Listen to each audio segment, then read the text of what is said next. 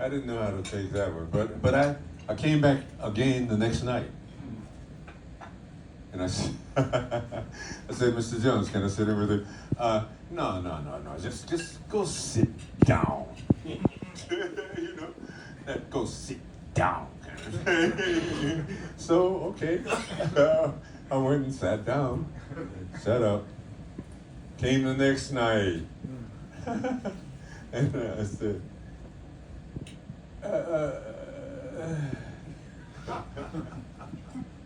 can I sit in with you?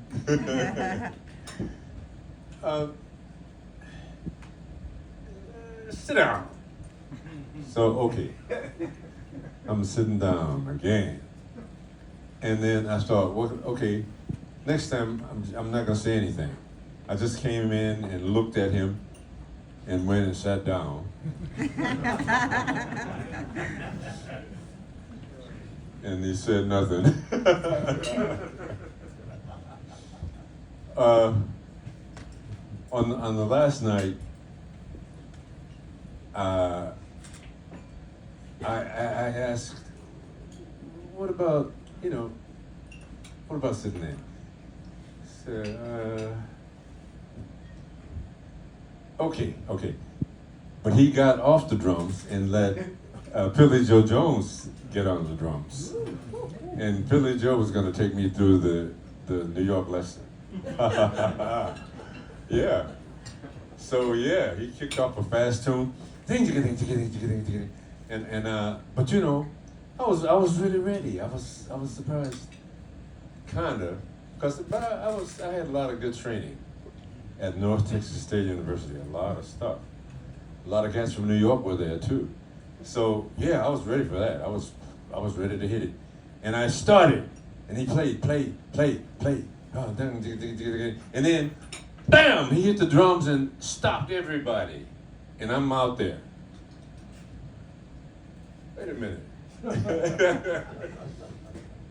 Wait a minute, I thought we were supposed to be friends and stuff. Yeah, he stopped everybody, and I'm out there just playing by myself. I didn't know exactly what to do, so I just closed my eyes and kept playing. I kept playing. And I was keeping the time and the tempo and making the changes and playing and saying.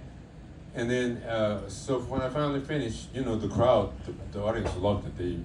Wow, you know, I was meeting the challenge. They knew it was a challenge too. And he said, you know, man, you play good, but you play so long. Come on, man. Give me a break. He had to say something, you know what I mean? And you know, those musicians at that time, you know that club Slugs in the yeah, they were kind of rough, you know, sawdust on the floor, and all kinds of people coming in there. But I did get a chance to play, and then a lot of the other musicians who were established heard about me and heard that, okay, he can play. And then they kind of gave me a break a little bit, you know. So that's the way I wiggled myself into the New York scene. Thank you.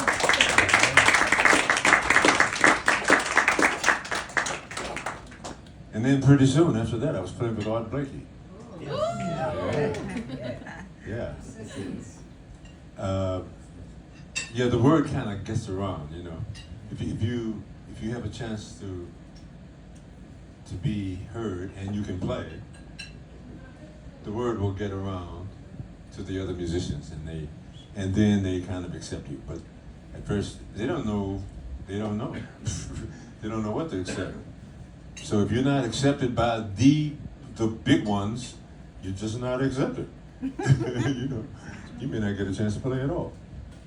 But I got a chance, so here I am. Let's see. And then there's a question and answer section here, if you have some more questions.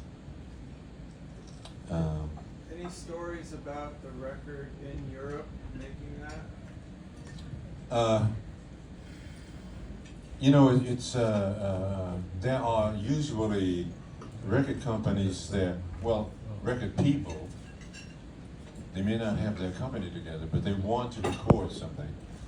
And a lot of times they may record you, and you may not be on a record, you may not be heard for quite a while, although they did record it. They recorded you, whatever. And that happens. It helped that I was able to do that too sometimes. But Europe is a little different than here, of course. I think it seems like here the people are wanting to hear you fit in with everybody else. And in Europe at the time, you may not fit in, but if you can play, that's what they're listening for.